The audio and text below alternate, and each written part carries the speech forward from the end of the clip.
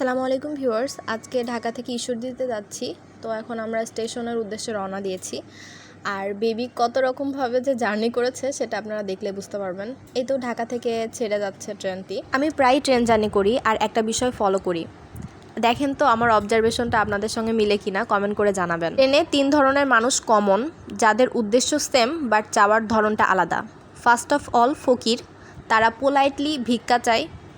Second one is হিজড়া, তারা অ্যাগ্রেসিভভাবে টাকা দাবি করে। আর থার্ড ওয়ান ইজ টিটি, তারা অনৈতিকভাবে টাকা নেয়। তো আমার প্রশ্ন যে টিটিদের কি বেতন দেওয়া হয় না? তারা যদি বেতন পেয়েই থাকে, তারা এভাবে কেন ইলিগালভাবে টাকা নিচ্ছে? আমার বগিতে টিটির এন্ট্রি হওয়া থেকে বের হওয়া পর্যন্ত আমি তাদেরকে ফার্স্ট টু লাস্ট ফলো করি, তাদের অ্যাক্টিভিটিসটা দেখি। মানে কতটা সেমলেস তারা। যারা টিকিট কাটে না তাদের থেকে টাকা নেয় ঠিকই, বাট টিকিট দেয় না। টাকাগুলো সব টিটির পকেটে যায় জন্য রেলওয়ে একটা লস প্রজেক্ট। আই উইশ প্রতিবাদ করতে পারতাম।